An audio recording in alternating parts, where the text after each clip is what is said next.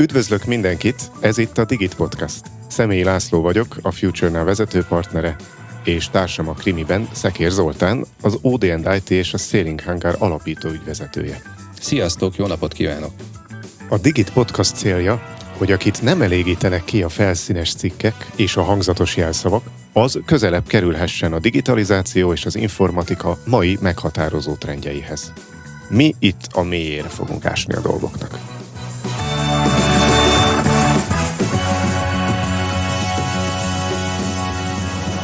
Ez itt a Digit Podcast legújabb adásának felvétele, amiben a mai napi vendégeink dr. Krámli Gergely ügyvéd és dr. Hegedűs Eszter adatvédelmi szakértő, akik a Jackovics ügyvédi iroda munkatársai. Köszöntelek benneteket!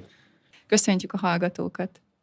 Köszönjük a meghívást! Mi Gergővel beszélgettünk nagyon sokat arról, hogy AI bevezetés, és ugye az AI bevezetéseknek körülbelül 70-80%-a az most már látszik, hogy kuka egészen konkrétan, és Eszter pedig egy IT business rendezvényen adott elő szintén AI-jal kapcsolatban. Mi a tapasztalatotok? Hogy látjátok most ezt az AI gondolati kört? Bevezetésre, cégeknél, előnyei, hátrányai? Mivel szembesültök leginkább? Tavaly szintén IT Business konferencián beszéltem először a digitális vadnyugatról, de arra kellett rájönnöm, hogy amikor tavaly ezt vizionáltam, akkor még csak Amerikában volt, most meg már nálunk is. És itt arra gondolok, hogy egész egyszerűen előkerültek most minden bokorból magyar fejlesztésű AI alkalmazások is, ami egyrészt tök jó irány, mert haladunk a piaccal, és hogy próbálunk itt felzárkózni. Viszont valahogy ez az alapozás így nincs meg. Tehát nekem így az hiányzik, hogy most hagyományos szoftvert akarnánk fejleszteni, akkor nagyon körbejárnánk a problémákat. Nagyon próbálnánk azonosítani, hogy mi ennek az egésznek a kimenete, mit akarunk elérni, mi ennek az egésznek az íve, van ennek az egésznek értelme. És most az a kényelmes helyzet van, hogy helyettünk kitalálja valaki a problémánkat, és arra ad egy megoldást. És ez a gondolatiság, amin érdemes lenne kicsit így elgondolkodni, hogy jó ez. Uh-huh. És figyelj, Eszter, ami ez egész adatokra épül rá, adatvédelmi szempontból, ezt te hogy éled meg? Hát én úgy élem meg, hogy még azt a minimális megfeleltetést sem csinálják meg igazából, sem a fejlesztők, sem az alkalmazók, amire alapvetően szükség lenne. És úgy gondolom, hogy elég hangzatos mondatokat adnak elő, de pont ennek az adásnak is ugye az lenne a célja, hogy az AI bevezetésnek a kérdéskörét körbejárjuk, és visszategyük az alapokra az egészet. Tehát, hogy míg az AI-ekben ugye az AI tanításával kapcsolatos transzparencia megjelenik, ugyanez ugye adatvédelmi szinten is levetíthető az átláthatóság kötelezettségére, úgyhogy remélem, hogy sikerül azért pár értékes információt majd megosztani. Nagyon, nagyon jó és nagyon fontos dolgok ezek, de hogy megint a szabályozás, ugye? Tehát, hogy mi van előbb, a tyúk vagy a tojás. Nagyon sokszor ott bukik el egy csomó projekt, hogy már elnézést, de hát jogászokkal kezdődik. Tehát, hogy jönnek a jogászok, és hogy a jogászok azt mondják, hogy van egy kötelezettség, amit be kell tartanod, a cég pedig hát szembesül azzal, hogy mennyibe kerülne betartani ezt a kötelezettséget. És ennek a legeklatánsabb példája például a NIS2 volt. Mit gondoltok erről a szabályozási környezetről? Mert itt aztán most van minden, tehát van DORA, van NIS2, van AI Act, van egy csomó szabályozási környezet, ugye az AI-ra is vonatkozik ez a szabályozási környezet, de ez az első, amivel elindult, az mégiscsak a GDPR volt, ami meg szétszóvá vált. Igen, és a legtöbb esetben azt tapasztaljuk, hogy gyakorlatilag így fejest ugranak a vállalkozások a fejlesztésbe, anélkül, hogy például a privacy by design elvet érvényesítenék. Tehát mielőtt a fejlesztésre én pénzt áldozok, és nem is keveset, akkor a tervezési szakaszban kellene azt számba venni, hogy egy AI modellről beszélek, és azt szeretnék bevezetni, vagy fejleszteni, akkor ahogy mondod is, tehát ennek az alapja az adatkör. Milyen adatokról beszélünk? Egyáltalán vannak-e személyes adatok? És hogyha nagy vonalakban sikerülne legalább felvázolni az adat útját, egy adattérképet, vagy mi az a cél, amit szeretnék elérni, akkor nagyon sok időt és pénzt lehetne megspórolni. Én ezt látom. Tehát annak ellenére, hogy szitokszóvá vált, szerintem nagyon fontos lenne áttekinteni a folyamatokat a legelejétől, mert nem az van, hogy utána kell egy modellt aztán teljes egészében mondjuk a működését felfüggeszteni, vagy úgy belenyúlni, ami plusz költséget generál.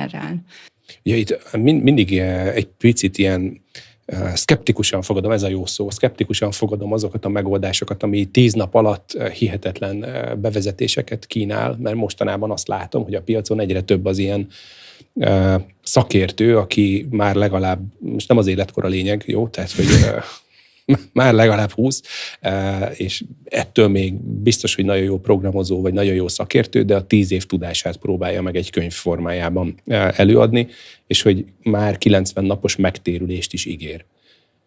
Ez egy olyan nagyon jó hangzó marketing hooknak hangzik, de hogy Gergő, mit gondolsz erről, amikor így olvasod, vagy van egy ügyfélszolgálat, ami teljes egészében AI-jal automatizálható és kiváltható. Ilyenkor mit gondolsz, mit érzel, hogy ez rendben van? Én csak kockázatokat látok ilyenkor. És ahogy Eszter is kitért az egész témára, az a probléma, hogy nagyon sokszor akkor vonnak be minket, mikor baj van. És nem mindig, tehát mi is vagyunk csoda doktorok, minden nem lehet megoldani. Tehát az, hogy mondjuk visszabontunk egy fejlesztést a 10%-ára, vagy hogy azt mondjuk, hogy ez egy abszolút nem jó, akkor igazából mi leszünk a rossz hírhozói, és idegesek lesznek ránk. Tehát alapvetően sokkal olcsóbb lenne, hogyha az elején ez így rendben lenne téve, utána meg lenne valamilyen utánkövetése, és nem pedig az lenne, hogy most azonnal csináljunk valamit, mert jön a vizsgálat. Tehát valahol ezt a mentalitást kéne egy kicsit változtatni. De hogy nagyon sok cégvezető, én ugye járok így cybersecurity projektek miatt elég sok helyre. Minden cybersecurity projekt ott indulna, hogy egy gap elemzést kéne csinálnunk a cégről. És van, aki már ezt sem vállalja.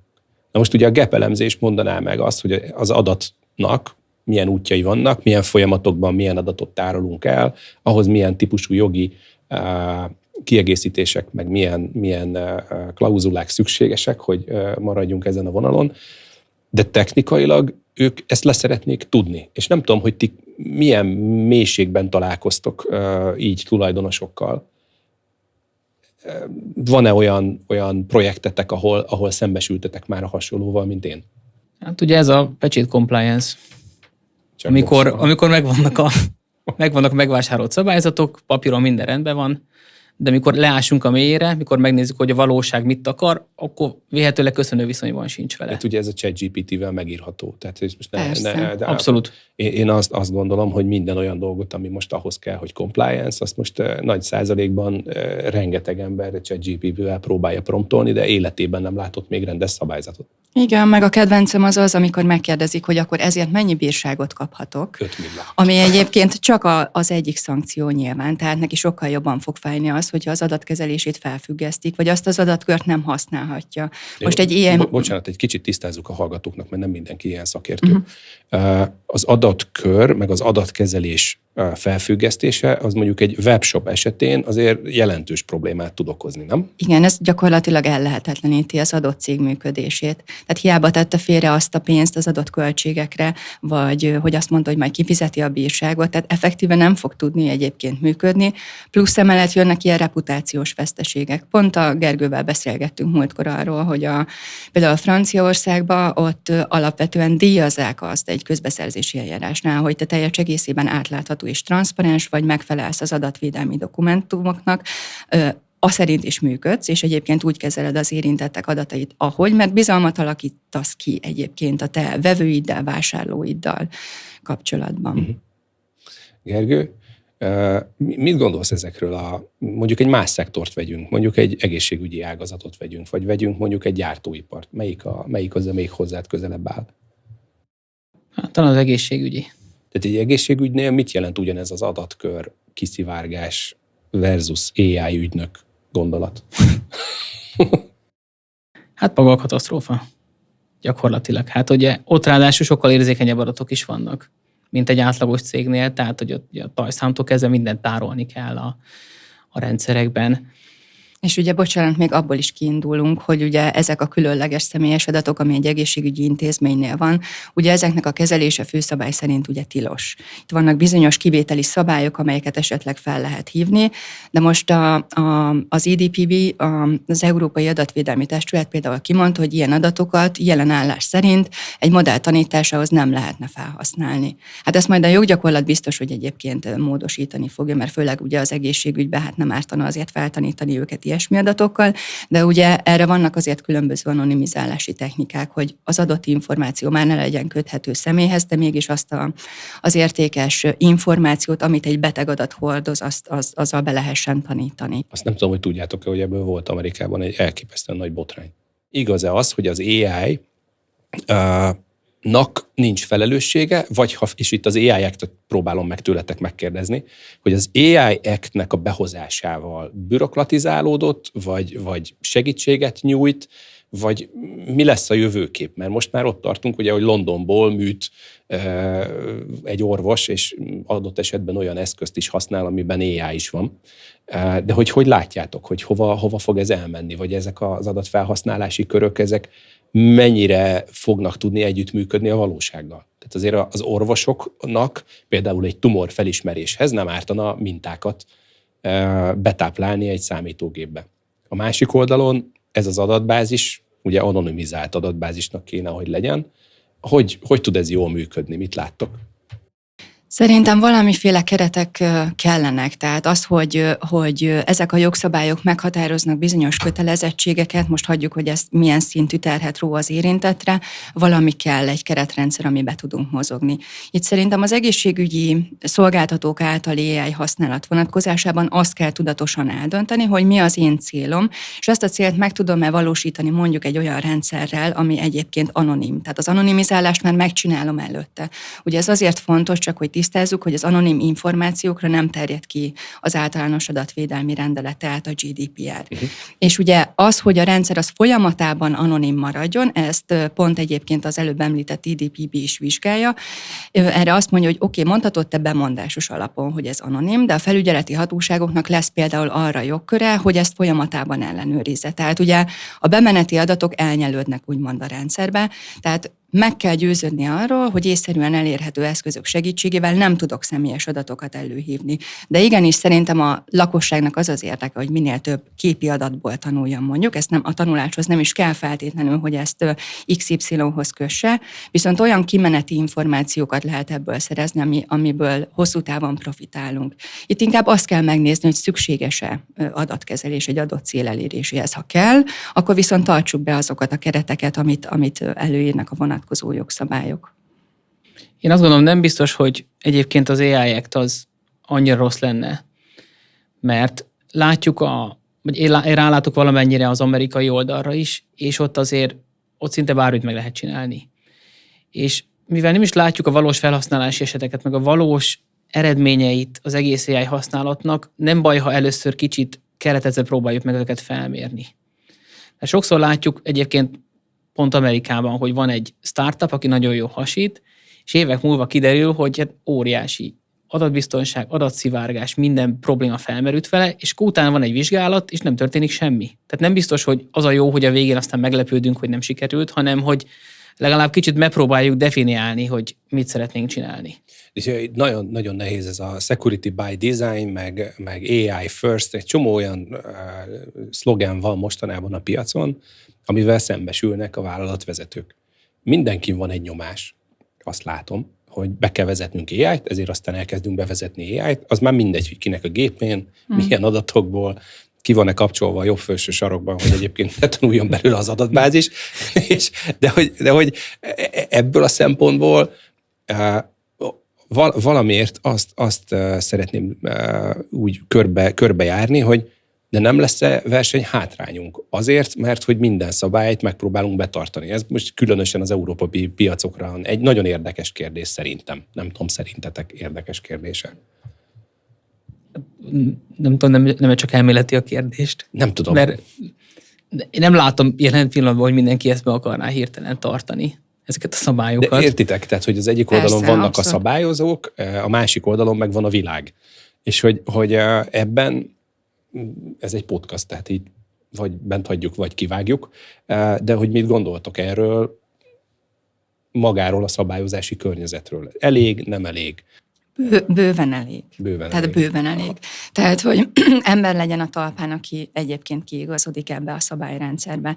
És amit mondasz is, hogy egyébként AI-t akar bevezetni egy cég, nem elég. Tehát nem elég az, hogy leültetem a jogászt, leültetem az informatikust, az információbiztonságért felelős személyt. Tehát, hogy őket együtt kéne leültetni a vezetőséggel, és együtt kéne egyébként kitalálni a megoldásokat. És ha egy cég adott magára, akkor már valamilyen szinten, egyfajta tudatossági szinten van, hogy így fogalmazzak.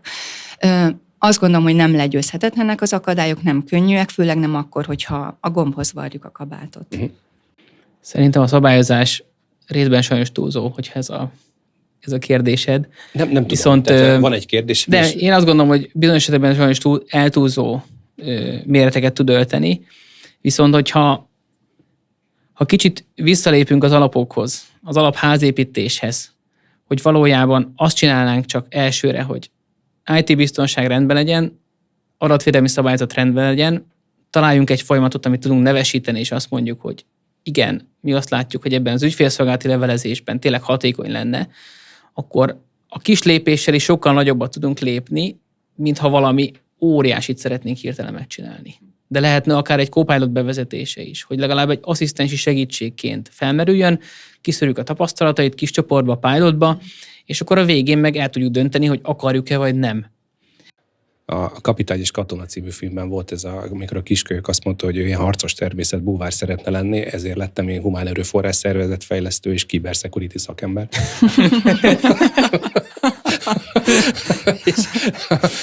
és akkor itt fölmerül bennem az a kérdés, amikor van a HR-nek az a része, ami szakma, és egyébként ez egy fontos része, a szervezetfejlesztésnek hívják, amikor nem az van, hogy elmegyünk egy 2 napos csapatépítőre, hanem elmegyünk egy 2 napos csapatépítőre, de nem duhajkodni, hanem így szakmai munkát végezni, tehát így megismerjük egymásnak a profiljait, hogy milyen személyiségtípusok vagyunk, és akkor van ez az üzleti rész, amiért mi ott vagyunk, meg megpróbáljuk magunkat aznap jól érezni, de hogy ezek a folyamatok, amire ráépülnek az AI ügynökök, és most mindenki AI ügynök lázban ég.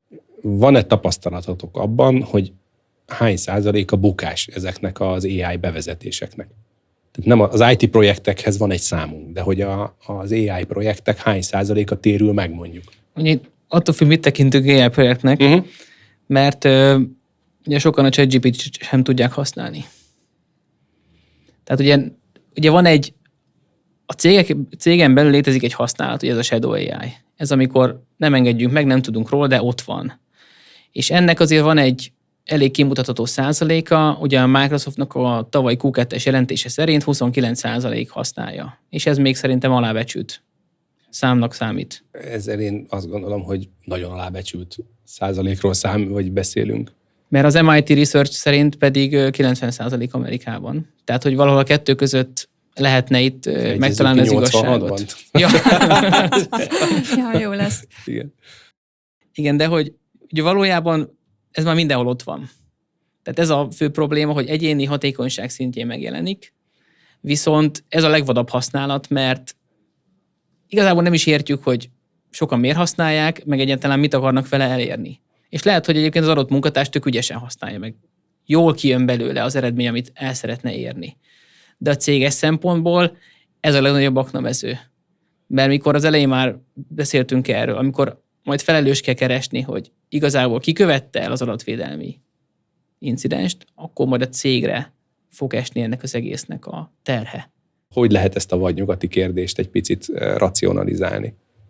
Nemrég beszéltem egy ügyféllel az egész Shadow AI kezelésről, és megkérdeztem tőle, hogy meddig fogjátok még tagadni a létezését, mert tehát meddig fogjátok az egészet tagadni, mert akkor talán majd elfogadásra kerül, vagy akkor megszűnik, ugye, vagy szőnyeg alá söpörjük a problémát. Igen. Plusz, tehát, hogy de ugye, mi lenne a magyar válasz erre a kérdésre? Be kell tiltani.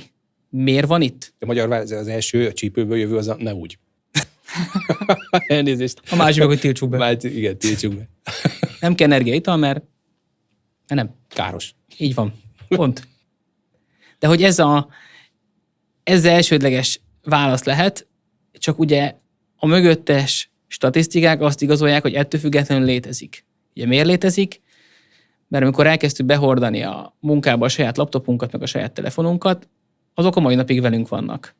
És ezeken az eszközökön korlátozás nélkül hétvégén, este, reggel, WC-n, szünetben meg lehet tenni azokat a mozdulatokat, amivel a munkavégzésem pillanatok alatt fel fog gyorsulni. De hogy tehát akkor, amikor egy AI agentet szeretnének bevezetni, ilyen pilot projektként, akkor mi az, amit ti javasolnátok jogilag? Tehát, hogy minek álljon neki? Tehát, ugye van egy folyamatfelmérés. Most én cybersecurity oldalról az én válaszom az, hogy először csináltasson egy gap elemzést, és akkor abból amúgy is kiderülnek a folyamatok, meg amúgy is kiderülnek, hogy milyen hozzáférések és jogosultságok vannak, de jogi szemszögből hogy tudjuk azt elérni, hogy mi egy asztalnál képviseljük a céget, idézőjelben compliance oldalról. Mert hogy ez gyakorlatilag a végeredménye az, hogy ez nem csak security, nem csak folyamat, nem csak projekt, nem csak jog, nem csak pénzügy, tehát ennek azért ott van a végén egy ilyen megtérülési számocska, egy 3 betűs ROI. Tehát, hogy... Persze. Hát egy akármilyen modellnek a bevezetéséről is beszélünk, és még a bevezetés megelőző fázisban vagyunk, ugye? Tehát most hagyjuk azt, hogy ki mit használ titokban. Először azt kell megnézni, hogy azt a modellt hogy fejlesztették. Hogy ha az adatvédelmi szempontot nézem, amit én most itt képviselek, akkor ugye meg kellene tudni azt vizsgálni, hogy a fejlesztés folyamatában például volt-e jogellenes adatkezelés. És abban az esetben, hogyha volt jogellenes adatkezelés, akkor meg kell vizsgálni, most kérdés, hogy milyen szintű vizsgálatot folytatok le, ugye? Tehát, hogy erre jelenleg azt mondja a joggyakorlat, hogy meg kell néznem, hogy elvileg a fejlesztéshez milyen adatkört használtak, az nem egy incidensnek az eredménye, meg vizsgáljuk meg egyébként az adatkezelésnek a körülményeit, hogy milyen kockázatokkal bír, aztán el tudom dönteni egyébként azt, hogy bevezetem-e végül ezt a modellt, vagy nem. Akkor el kéne tudni dönteni azt, hogy amit nekünk kifejlesztettek modellt, és mondjuk utána anonimizálták, hogy ez anonim marad-e. Tehát egyáltalán fel fogok-e használni személyes adatokat, mert akkor nagyjából jó vagyok, mert mint hogy én az adatkezelésemet érintően, de a fejlesztőt nem tudom felmenteni. Viszont, hogyha úgy döntök, hogy én is szeretnék ebben mondjuk személyes adatokat használni, akkor én már azért nem felelek, hogy a fejlesztő adott esetben jogellenes adatkezelést végzett, mert ugye ezt követően a rendszer egy anonimizálási folyamaton ment át.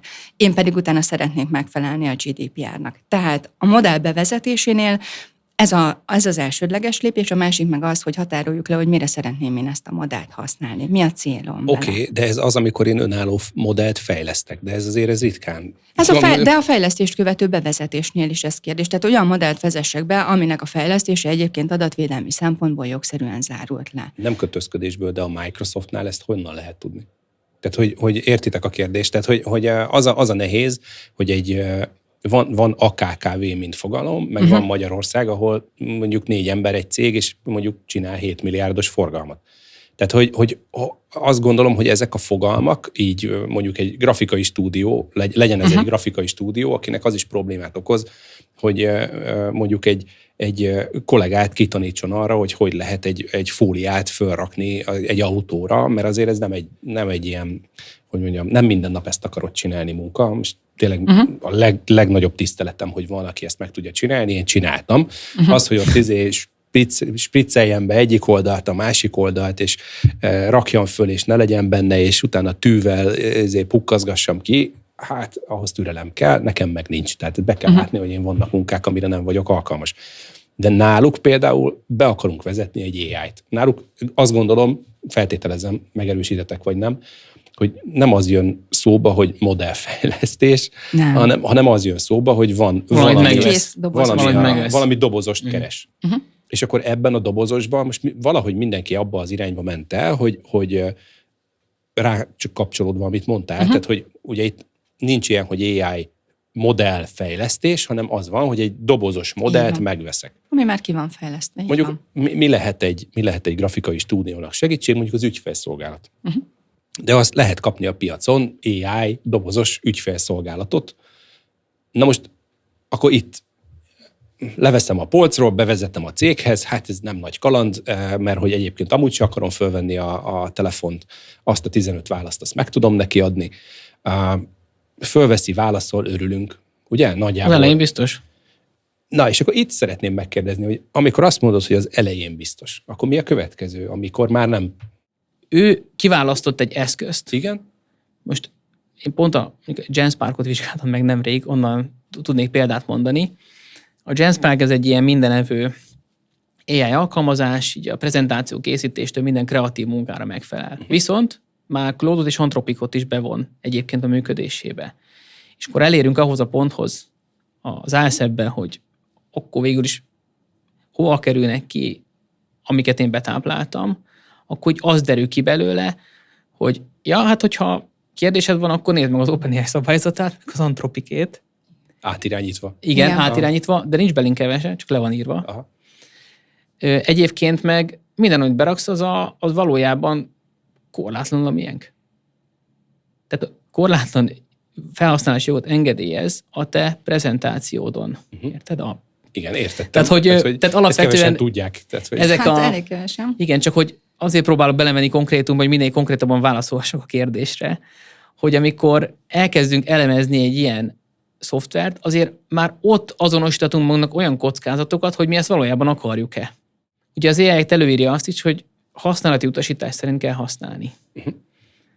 Mert ugye, amin nem így teszünk, prompt injectionnel vagy valahogy, nyilvánvalóan már akkor nem a céljának megfelelően használjuk a szoftvert. Tehát nyilván kézigránát gyártására nem használható ez a grafikai szoftver, de biztosan ki lehetne úgy promptolni, hogy azért legyenek gondolatai róla. Tehát valahogy én ezt a 3 azért így beütetném a fejekbe, hogy ha mégis veszünk valamit, legalább azt nézzük meg, hogy ez a 3 dokumentum rendelkezésre áll-e.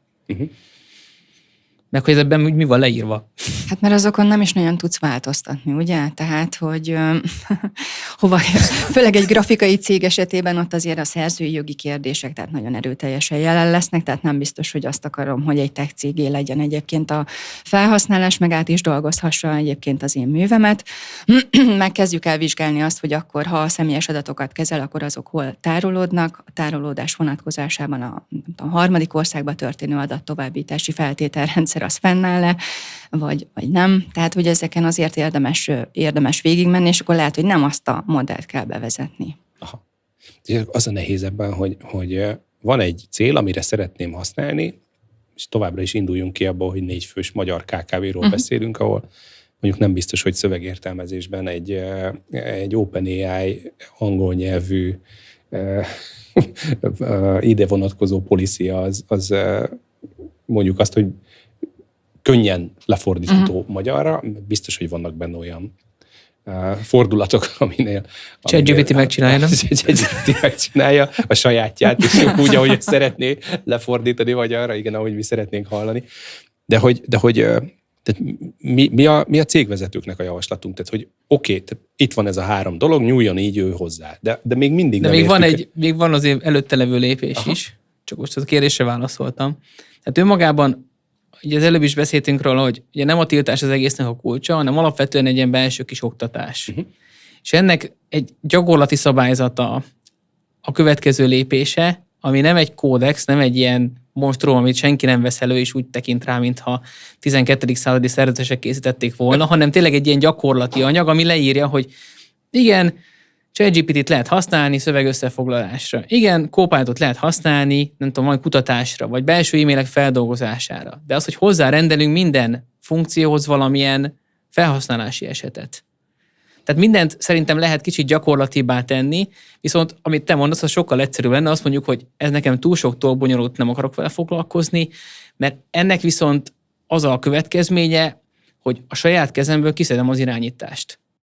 Hát meg ez olyan alapvető dolog, tehát hogy még akkor is, hogyha egy 4 fős KKV-ról beszélünk, szerintem bele kell tenni igenis az energiát, hogy azt megnézem, hogy mi az a rendszer, amit én használok. Legalább ilyen alapvető működésbeli jellemzőkkel tisztában kell lennem. Ez pedig az adatvédelemre vetítve azért is fontos, mert hogyha egy érintett bármilyen joggyakorlással él, és én nem tudom azt teljesíteni azért, mert én magam sem értem egyébként a rendszernek a működését, tehát bejön ez a black box effektus, akkor nem is fogom tudni teljesíteni azt az érintetti megkeresést, és akkor már is magamra fogok húzni adott esetben egy hatósági eljárást. És mindig lesz problémás ügyfél egyébként. Mindig van, és az emberek egyre tudatosabbak, egyre jobban figyelnek arra, hogy mi történik az adataikkal. Én is rendszeresen kapom a figyelőkből, hogy éppen hol szivárgott ki az e-mail címem megint, tehát akkor meg ilyen szócsere van, tehát hogy az emberek sokkal jobban bele születtek már ebbe a digitális világba, és hogyha mi nem haladunk ezzel, akkor igazából előbb vagy utóbb probléma lehet belőle.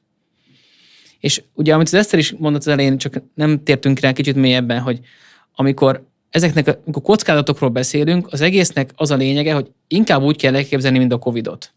Tehát nem úgy, hogy nem elég, hogy megbüntetnek, nem elég, hogy nem tarthatók nyitva, tehát bírságot is fizettek, nem is tarthatók nyitva, épül a reputáció, tűnnek el az ügyfelek, tűnnek el az alkalmazottak, tehát hogy magában a végében persze nem nagy kockázat, de ha bekövetkezik, akkor én fogok érte felállni.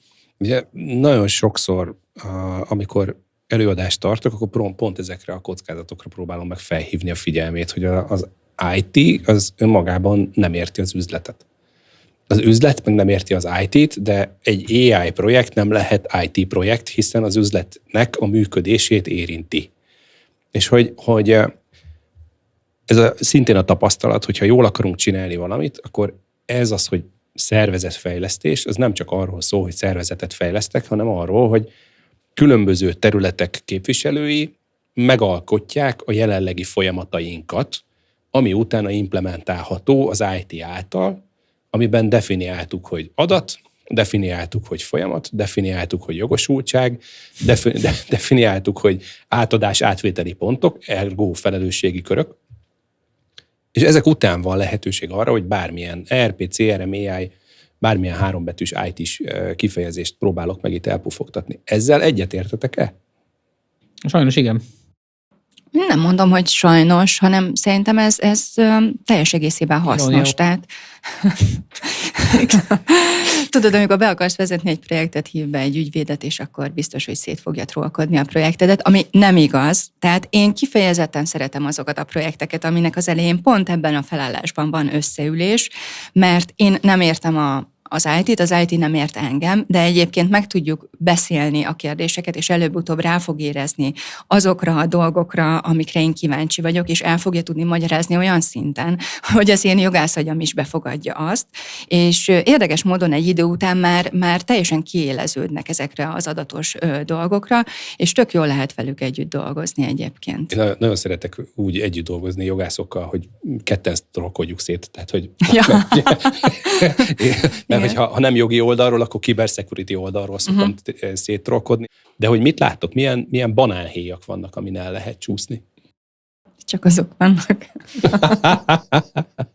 AI kapcsán ugye alapvetően kell a AI literacy, az AI jártasság. Szükségszerűen mindenkinek a ChatGPT villan be, de ugye ez nem csak az. Tehát magában az informatikában ez nem egy friss projekt, vagy nem egy friss elem, az, hogy ez most lett szexi, az egy másik kérdés. De hogy a rétegrendet azért jó tudni, hogy melyik réteget akarjuk egyáltalán bevezetni. Mert például a GenAI-ra rakódik az Agentic AI. Az alatt van a neurális háló. Tehát, hogy azért, hogy melyiken úgy nagy vonalakban mi van, azt nem rossz tudni. Ezen kívül magában, ahogy milyen kockázatú AI rendszerek vannak, ezt az AI-ekt is előírja. Ugye van a tiltott rendszerek, a magas kockázat, a korlátozott kockázat, meg a nem szabályozott. Tehát 4 kategóriára bomlik. Viszont ezektől most megkímélek mindenkit, hogy nagyon mélyen belemenjünk, de azt kell látni, hogy az egyes kategóriák különböző funkciókhoz kapcsolódhatnak hozzá. Tehát tök jó, hogy én kitaláltam magamnak valamilyen szoftvert, mondjuk érzelemfelismerés alapon, de mondjuk ez javarészt tiltott. És ha mondjuk ez volt egy HR szoftvernek az alapja, akkor az már alapból az egészet később problémássá teszi. Tehát ezért is kell egy ilyen alapvető oktatás egyrészt a dolgozóknak, akik ugye titokban használják a ChatGPT-t. A saját számítógépükön, mert hiszen a rendszerben már tilos. Igen. Így van. Ez fontos. Igen. De az a baj, hogy már tegnapi tapasztalat. regisztráció sem kell hozzá, ugye sok esetben, tehát ez fut Igen. egyébként a legtöbb anélkül is, tehát hogy nincs semmilyen korlátja, hogy kimegy a mosdóba, és akkor ott lefuttatja a promptot. Ugye külön oktatást kellene egyébként magának a HR szekciónak, és a vezetésnek is. És ugye a vezetésnek azért kellene ezt az egész governance dolgot megérteni, ezt az egész stratégiai irányítást, hogy az irányítás tényleg annál legyen, aki erre jogosult. Ne a rendszergazda vagy az informatikus, hanem tényleg én mondom meg azt, hogy mit vezetünk be, ennek milyen haszna, milyen ROI-ja van, ne pedig az mondja meg, aki feltelepítette. A HR terület, ugye, amit a kiválasztási eljárásokkal, ugye a toborzásnál használnak nagyon gyakran ilyen különböző AI modelleket, és akkor ott, ha adatvédelemről beszélünk, akkor ott bejön ez az automatizált döntéshozatalnak a kérdésköre.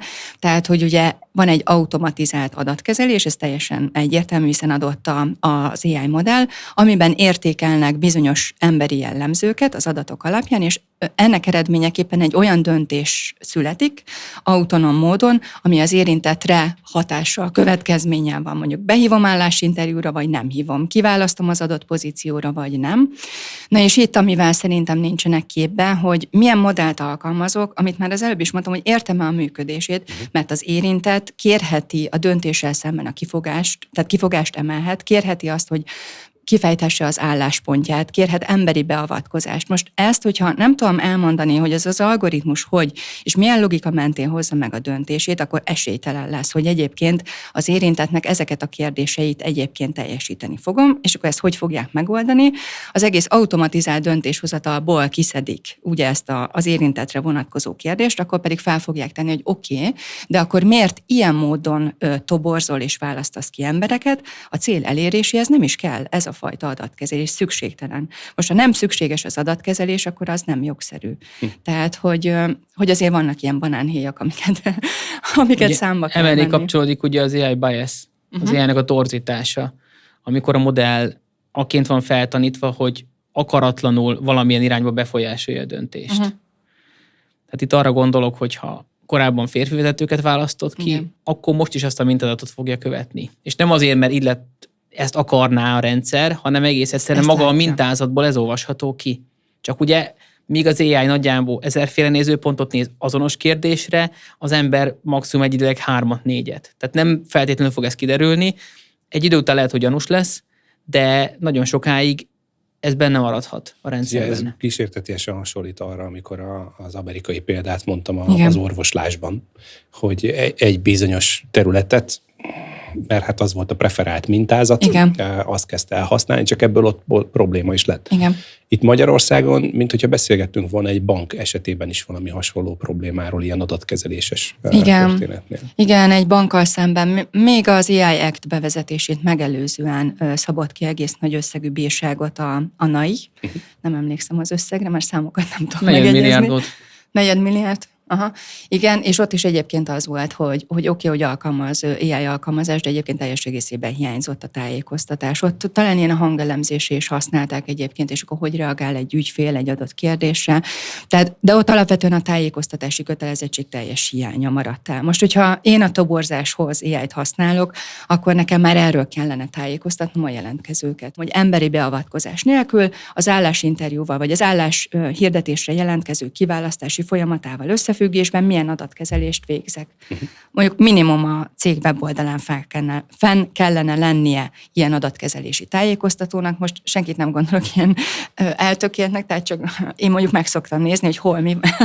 Hol, de minden jogászbarátom ezt mondja, hogy senki nem, de én megnézem. Igen, de hogy az nyilván egy minimum lenne, hogy megnézem azt, hogy ahova jelentkezek cég, mondjuk nem ártana megismerkedni a céggel, annak részeként én biztos szakmai ártalomként megnézem, hogy milyen tájékoztatójuk van, és akkor itt automatizált döntéshozatal lesz, és akkor kíváncsiságképpen elolvasom ezt a tájékoztatást. Tehát, hogy ott a bankkal szemben ez volt a probléma, hogy hiányzott az előzetes tájékoztatás. Most ugye ezt hogy adom meg, ha én sem értem a rendszer működését? Tehát, hogy én mindig ezt mondom, és ezért mondtam a 4 fős KKV-nál, hogy annyira azért igényesnek kell lenni, hogy bizonyos alap dolgokat meg kell nézni. Van a műsorunknak egy olyan része, amikor Személyi Laci podcaster társam egy külön személyes szálat hoz be. A mai feladatunk, hogy ki milyen média felületet, közösségi média felületet használ, posztolásra, írásra, fénykép megosztására, a macskák videók nézésére. Én szakmai munkára a LinkedIn-t használom, alapvetően nagyon sokan nem szeretik, például nálunk irodán belül, de én kifejezetten hasznosnak tartom, mert célzottan keresek tartalmakat, tehát saját magam edukálása érdekében azért próbálom visszafogni az időt, meg ha posztolunk is, akkor alapvetően oda posztolunk. a magánéletben, hogy hol nézegetek cicás képeket, az Instagramon szoktam nézegetni. Hát szakmai munkára én is inkább a LinkedIn-t használom. Az algoritmus egész jól megtanulta, miket szeretnék nézni, úgyhogy kifejezetten élvezetes olvasmányokat dob fel, sokszor a tiédet is. Köszönöm. Hát magában pedig, hát én mindenre időzítőt próbálok használni, hogy ne esek túlzásokba, de sajnos Instagramot szoktam pörgetni én is, néha ilyen rövid videókat, azokból is már nagyon tudja az algoritmus, hogy mit szeretnék, de azt max 15 percig engedélyezem magamnak. Hát meg akkor mémeket küldözgetünk egymásnak. Így van. Tehát, Tényleg így van, hogy új világnak a problémája. Facebookot pedig nagyon próbálom limitálni, mert nagyon nem szeretem a komment szekciókat, meg magának az algoritmusnak se a tartalomgenerálását, úgyhogy amennyire lehet próbálom elkerülni. Csak azért nagyon, amit Eszter is mond, hogy nagyon sokszor viszont már oda vannak becsatornázva olyan vagy csoportok, vagy olyan beszélgetések, amik szükségszerűen oda visznek a felületre.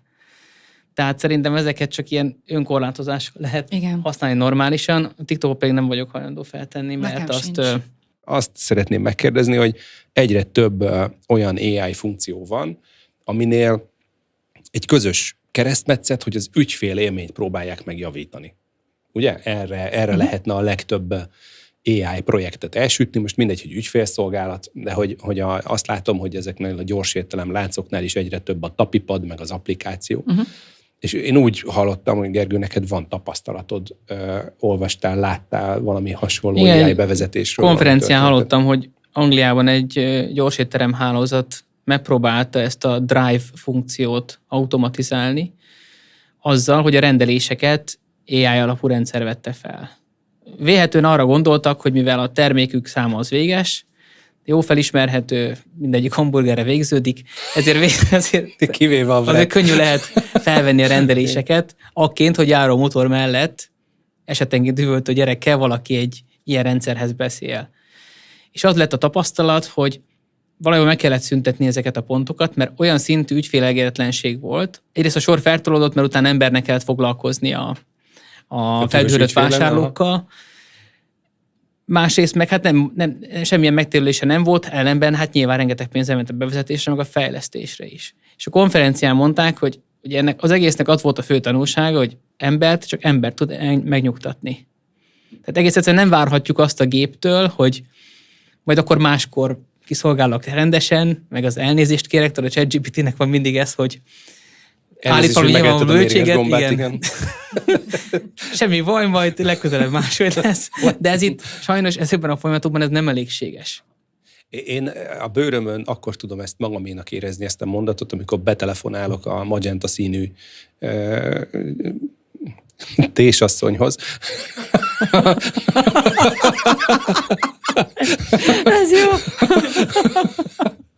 Aki robothangon megpróbál velem ügyet intézni, de általában én rendkívül rigorózus módon jutok már el egy ügyfél szolgálatoshoz, de ezt megnéztem a múltkor, azt hiszem 42 perc volt, mire átküzdöttem magam ezen a bürokrácián, hogy egy robottal beszéljek, de mellékesen egy konferencián ennek a cégnek az egyik vezetője megpróbálta élő demóban prezentálni, hogy mennyire kiváló ez az ügyfélszolgálat. De hát a vezetőnek a hangját legalább fölskálázhatták volna, mert hogy nem sikerült az ügyfélszolgálatot elérni. Nektek milyen tapasztalatotok van? Mert nekem csak negatív, tehát hogy én még AI-os ügyfélszolgálattal nem voltam elégedett. Gergő talán tud pozitív példát hozni. Én csatlakozom a negatívak táborát erősítendő. Nem tudom, milyen banki alkalmazásnál próbáltam meg. Szerintem olyan kérdést feltenni, ami a rendelkezésre álló és általa ismert dokumentumokból a válasz megadható lenne. Hát 20 perces próbálkozás után úgy döntöttem, hogy majd holnap beslattyogok inkább az ügyfélszolgálatra. Úgyhogy én nem mentem előbbre vele sajnos. És akkor most én úgy tudom, hogy a Gergőnek van egy pozitív élménye, de a pozitív életélményhez hozzátartozik, hogy abban a bankban, ahol már csak digitálisan foglalhatsz időpontot. Igen, még annyit akartam csak reflektálni, hogy régen én akként hackeltem az ilyen ügyfélszolgálati rendszereket, hogy megtanultam a számsort az emberi ügyintézőig. Na, ez jó tipp, de hogy állítólag neked van valami még újabb trükköd. Igen, én prompt. a banknál tudok nagyon gyorsan utalni. Wow. Meséld el a titkodat, kérlek, meséld el, és osszuk meg, hogy milyen promptot kell tudni ahhoz, hogy utalni tudj. Nem nagyon egyszerű a dolog. Tehát az ügynöknek csak azt kell ismételni, hogy utalni szeretnék. Komolyan? Uh-huh. És De hány percig ismétled?